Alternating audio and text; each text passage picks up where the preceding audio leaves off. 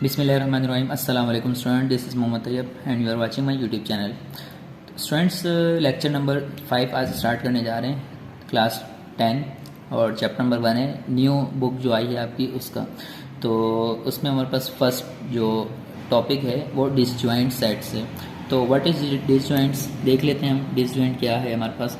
To sets A and B are called disjoint set if they have no common elements. दो sets A और B disjoint set होंगे अगर they have no common element, उन दोनों में कोई भी कॉमन एलिमेंट ना हो। तो आप देखिएगा 1, 3, 5 या 2, 4, 6, इन दोनों में कोई भी एक ऐसा एलिमेंट आपको नज़र नहीं आ रहा जो कॉमन हो। तो ये इस तरह के हम सेट्स को हम कहते हैं ये डिसजॉइंट सेट्स है। और जब हम डिसजॉइंट सेट्स का जब भी हम इंटरसेक्शन करते हैं यानी ए इंटरसेक्शन बी, तो हमें नल सेट मिलता है, क्योंकि इंटरसेक्शन का मतलब होता है सेम सर्किल, जो दोनों में सेम नंबर है उस पर आप सर्किल कर दो और वो आंसर हो जाएगा। तो इन दोनों में सेम कुछ भी नहीं है, इसलिए हमें नल सेट आंसर मिलेगा। तो ये आपके पास एक MCQs हो जाएगा कि A intersection B is equal to dash in disjoint set. तो डिसजॉइंट सेट में इसका आंसर नल सेट होता है। Number 2, overlapping set. Disjoint set के जो मायने होते हैं ना, वो होता है जुदा जुदा, यानी अलग अलग भी बोल सकते हैं। ओवरलैपिंग का मायने होते हैं कि आपके पास कोई एक एलिमेंट एक जैसा मिल रहा होगा। जैसे two sets A and B are called overlapping sets. दो सेट्स ए और बी ओवरलैपिंग सेट्स होंगे कब? इफ, अगर there is at least one element common in both, अगर उसमें से कम अज कम, एटलीस्ट कम अज कम एक एलिमेंट कॉमन हो दोनों में से। यानी कि ए और बी दो सेट्स हैं और उन दोनों में से कम से कम एक एलिमेंट कॉमन हो। जैसे यहाँ पे 2 कॉमन है, 4 भी कॉमन है, ज़्यादा कॉमन हो सकते हैं लेकिन एटलीस्ट 1 होने चाहिए। तो इस तरह के दोनों सेट्स को हम कहते हैं ओवरलैपिंग।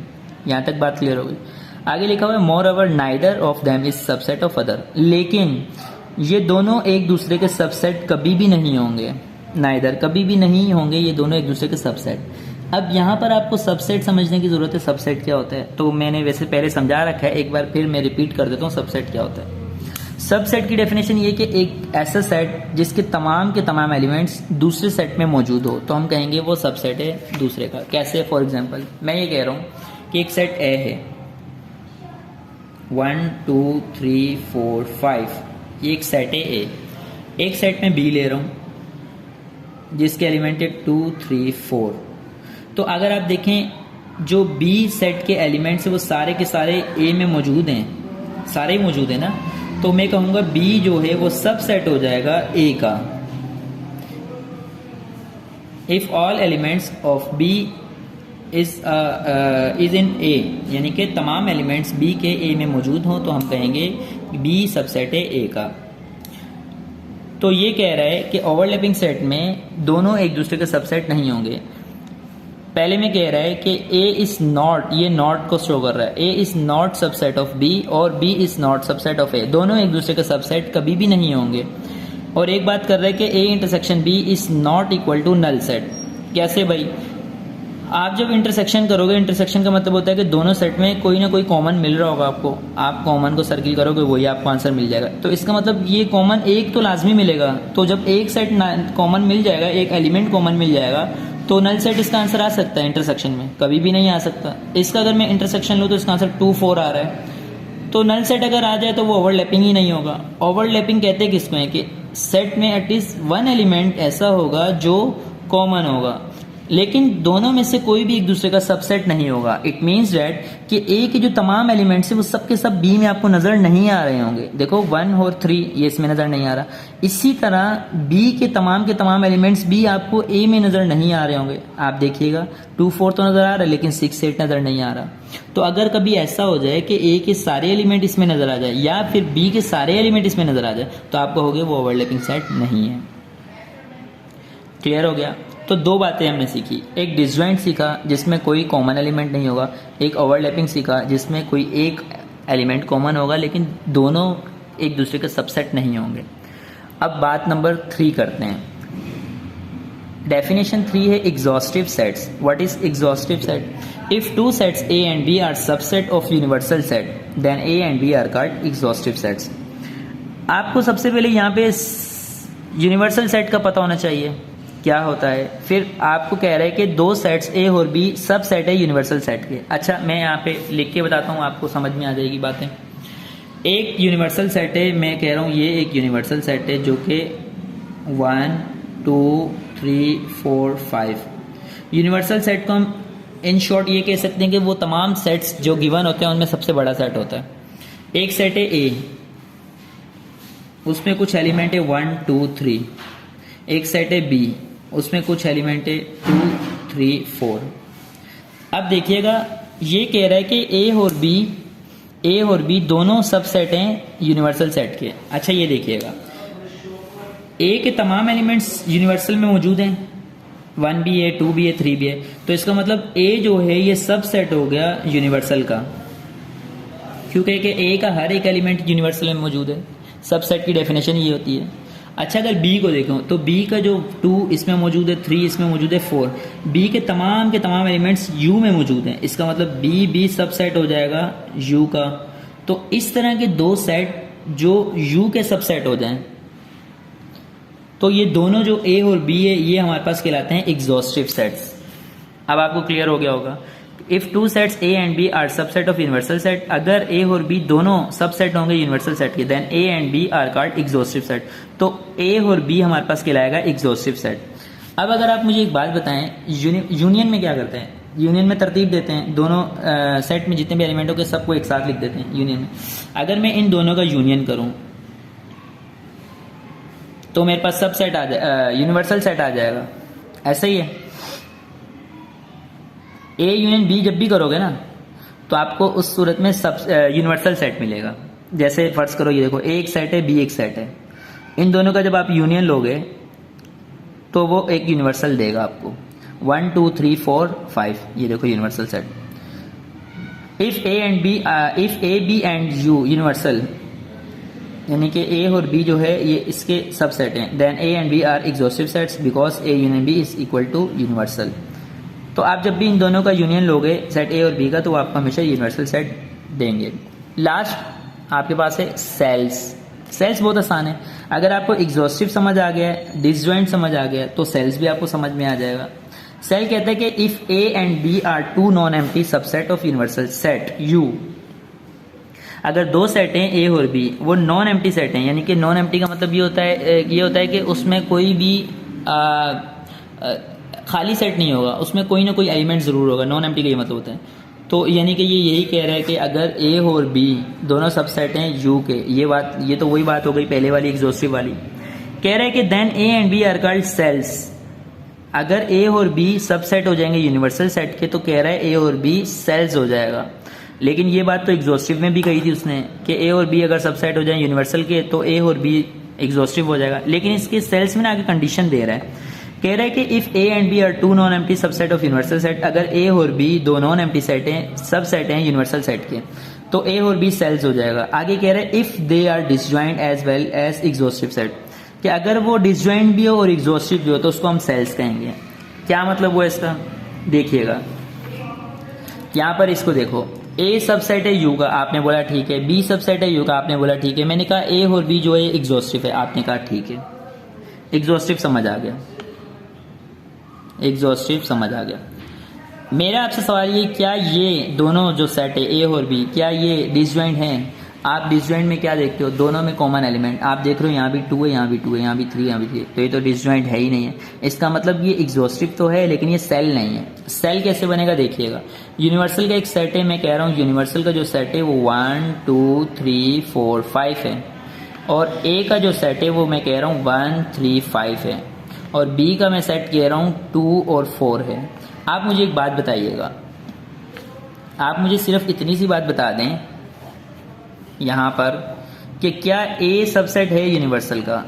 आप कहेंगे जी बिल्कुल ए यूनिवर्सल का सबसेट है, क्योंकि ए के सारे एलिमेंट यहाँ से लिए गए। दूसरी बात बता दें, क्या बी सबसेट है यूनिवर्सल का? आप कहेंगे जी बिल्कुल, क्योंकि बी के सारे एलिमेंट यूनिवर्सल में मौजूद हैं, तो इसलिए बी भी सबसेट है।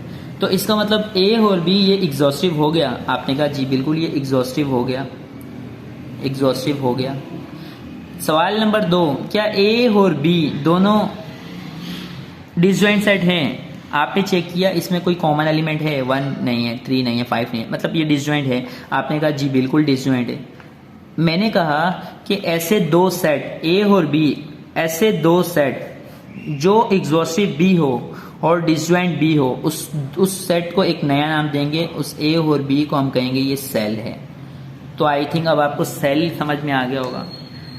यानी कि वो दो सेट्स जो हैं वो एग्जॉस्टिव तो होंगे, लेकिन उसका शर्त ये कि वो डिसजॉइंट भी होने चाहिए। अब आपने देखा यहाँ तो डिसजॉइंट नहीं थे तो मैंने इसको सेल नहीं कहा था, यहाँ पे एग्जॉस्टिव भी है डिसजॉइंट भी है, तो इसको हम कहेंगे सेल। तो ये थी इस छोटी सी एग्जांपल सेल की। If A and B are two non-empty subset of universal set, then A and B are called cell if they are disjoint as well as exhaustive। वो disjoint भी और exhaustive भी हो, इस तरह के सेट को हम कहते हैं सेल्स। आगे देखिएगा जरा। अब मुझे बताइएगा कि A इंटरसेक्शन B का जो आंसर है वो नल सेट होगा, क्योंकि डिसजॉइंट है ना, सेल डिसजॉइंट होगा तो डिसजॉइंट में तो नल सेट होता है क्योंकि उसमें कॉमन ही नहीं आएगा। दूसरी बात, ए यूनियन बी जो है वो बराबर होगा यूनिवर्सल सेट के, क्योंकि वो एग्जॉस्टिव है और एग्जॉस्टिव आपने देखा कि दोनों का जब यूनियन लोगे तो वो यूनिवर्सल सेट मिलेगा हमें। तो ये इसकी आगे मैंने एग्जांपल दे दी कि ए और बी ये है और यूनिवर्सल ये है, तो ए बी जो है वो सेल कहलाएगा, क्योंकि ए और बी के तमाम एलिमेंट्स इसमें मौजूद हैं और ए और बी जो है वो डिसजॉइंट सेट है क्योंकि ये कॉमन इसमें कुछ भी नहीं आ रहा। तो इस तरह के सेट को हम कहते हैं सेल्स। एक्सरसाइज 17.2 का क्वेश्चन नंबर 1 देख लेते हैं। ये कह रहा है क्वेश्चन नंबर 1 में क्या कह रहा है कि which of the following sets are disjoint overlapping exhaustive and cell. आपको इनमें से पहचान करनी है कि कौन सा सेट डिसजॉइंट है, कौन सा ओवरलैपिंग है, कौन सा एग्जॉस्टिव और कौन सा सेल है। ट्राई करते हैं। देखिए एक बात तो सुन लें, आपने जो एग्जॉस्टिव और सेल देखा इन दोनों में यूनिवर्सल का जिक्र आ रहा है। एग्जॉस्टिव में और सेल्स में इन दोनों में यूनिवर्सल का जिक्र आ रहा है। डिसजॉइंट में ओवरलैपिंग में यूनिवर्सल का जिक्र नहीं आ रहा। डिसजॉइंट में दोनों साइड्स को आप देख रहे हो कि कॉमन है या नहीं है तो डिसजॉइंट है, कॉमन है तो ओवरलैपिंग, खत्म। क्वेश्चन नंबर 1 है कि ये दो सेट्स हैं 1 2 3 5 7, कॉमन है कुछ 4 या नहीं है, 6 या नहीं है, 8 नहीं है, 9 नहीं है, 10 नहीं है। इसका मतलब ये क्या है, डिसजॉइंट हो गया क्योंकि कुछ कॉमन ही नहीं है। इन दोनों में कॉमन चेक करें, 1 कॉमन है, 2 कॉमन है और 1 2 दो नंबर कॉमन है, तो हमारे पास कम से कम एक भी कॉमन होता जब भी ये ओवरलैपिंग होता, तो इसमें तो 2 कॉमन है, ये ओवरलैपिंग है। अच्छा नंबर 3 देखो, ई इवन नंबर है, ओ ऑड नंबर है। यहाँ पे रुक जाओ पहले, इवन और ऑड पे। इवन नंबर में 2 4 6 8 आता है, 0 ± 2 ± 4 ± 6 आता है। ऑड नंबर में 1 3 5 7 9 प्लस माइनस में। तो इवन और ऑड में कॉमन एलिमेंट तो आपको कोई भी नजर नहीं आएगा। पहली बात तो ये हो गई, इसका मतलब ये एग्जॉस्टिव है। सेल का हमें नहीं पता। सेल, अब देखो universal set equal to Z, ठीक है। जेड एक इंटीजर नंबर होता है, जेड इंटीजर नंबर होता है। जेड की वैल्यू हमारे पास इंटीजर नंबर में क्या होती है, Z is equal to 0, ±1, ±2, ±3 and so on. तो जिसमें 0 से लेकर 1 के सारे नंबर आ जाएंगे प्लस के, और जिसमें 0 से लेकर माइनस के सारे नंबर आ जाएंगे। इस तरह के सेट को हम इंटीजर नंबर कहते हैं। तो इंटीजर नंबर में इवन भी आता है और ऑड भी आता है। तो ये दोनों सब सेट हो गए यूनिवर्सल सेट के। कैसे, देखो ये एक यूनिवर्सल सेट है। यूनिवर्सल सेट उसने क्या कहा, उसने कहा यूनिवर्सल सेट में जो एलिमेंट होंगे वो इंटीजर के होंगे। तो मैंने यूनिवर्सल सेट में जो भी एलिमेंट लिए वो सारे इंटीजर के ले लिए मैंने। देखो सारे इंटीजर के ले लिए मैंने, यूनिवर्सल सेट में सारे इंटीजर के एलिमेंट ले लिए। इवन उसने दिया, इवन क्या होता है मेरे पास 0 ±2 ±4 ±6 एंड सो ऑन। ऑड क्या होता है मेरे पास 1 ±3 ±5 एंड सो ऑन। अब आप मुझे बताओ कि इवन के जो सारे के सारे एलिमेंट है वो इसमें मौजूद हैं, आप कहेंगे जी बिल्कुल मौजूद हैं। ऑड के सारे एलिमेंट इसमें मौजूद हैं, आप कहेंगे जी बिल्कुल मौजूद हैं। तो अगर इवन और ऑड दोनों के सारे एलिमेंट इसमें मौजूद हैं, इसका मतलब ई सबसेट है यूनिवर्सल का। ये ई जो है ये सबसेट है यूनिवर्सल का, और ये ऑड भी सबसेट है यूनिवर्सल का। आपने देखा था जब दोनों सबसेट हो जाएंगे यूनिवर्सल के तो ये दोनों कहलाते हैं एग्जॉस्टिव, एग्जॉस्टिव कहलाते हैं। दोनों सबसेट होंगे यूनिवर्सल के तो एग्जॉस्टिव कहलाते हैं। अब मेरा एक और सवाल है, क्या इन दोनों में कुछ कॉमन नजर आ रहा है? आप कहेंगे नहीं नजर आ रहा।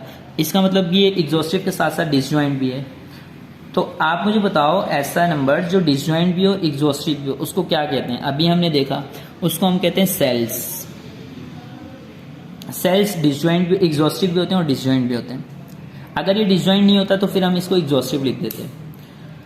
नेक्स्ट में नेचुरल नंबर है और होल नंबर है। नेचुरल नंबर 1 2 3 होते हैं, होल नंबर 0 1 2 3 होते हैं, और x बिलोंग कर रहा है इंटीजर नंबर से। वही बात हो गई, इंटीजर क्या मतलब हो गया कि +-1 +-2, लेकिन आगे कंडीशन दे रहा है and x is greater than और इक्वल टू 0।